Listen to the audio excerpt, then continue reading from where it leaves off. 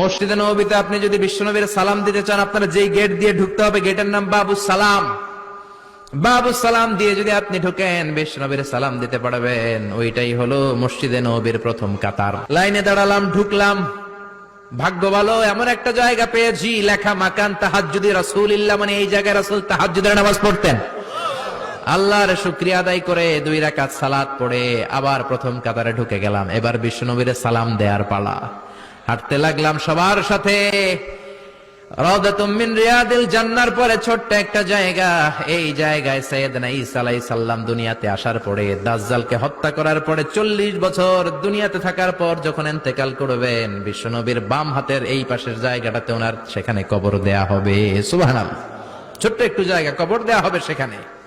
হাঁটতে লাগলাম, এরপরে বিশ্বনবীর কবর, লেখা মুহাম্মদ রাসূলুল্লাহ সাল্লাল্লাহু। যেই নবীর কথা ছোটবেলা থেকে এতদিন পড়লাম, যেই নবীর হাদিসগুলো শিখলাম, যেই নবীর জন্য আমরা দেহের তাজা রক্তটুকু বিলিয়ে দিতে পারি কি পারি না, ওই নবী নাকি এই জায়গায় শোয়া। কোন উম্মত এই কথাটা চিন্তা করে ধৈর্য ধারণ করতে পারে? নিজেকে সামলে রাখতে পারে না, বুক ফেটে কান্না আসে, চিৎকার দিয়ে নবীরে ডাকতে মনে চায়, কিন্তু ডাকা যাবে না, কারণ লেখা লা তারফাউ আসওয়াতাকুম ফাওকা সাউতিন নবী। খবরদার, এটা নবীর দরবার। নবীর দরবারে উঁচু গলায় বড় গলায় কোনো চিল্লা ফাল্লা বা আওয়াজ করা যাবে?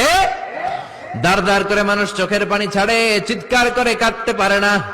বিশ্বনবীরে চিৎকার করে ডাকতে মন চায়, ডাক দিতে পারে না, চোখের পানি ছাড়ে। আর বিশ্বনবীর সালাম দেয়, সামনের দিকে হাঁটে। বিশ্বনবীর কবরের পরে সাইয়েদনা আবু বকরের কবর, তারপরে সাইয়েদনা ওমরের কবর, তারপরে যেই দরজা দিয়ে বের হবেন, দরজাটার নাম হলো বাবুল বাকিয়া। এই দরজা দিয়ে বের হলেই সামনে মাকবারাতুল বাকি, বিশ্বনবীর পারিবারিক কবরস্থান। চিল্লায় বলেন আল্লাহু আকবার। এজন্য লা তারফাউ আসওয়াতাকুম ফাওকা সাউতিন নবী।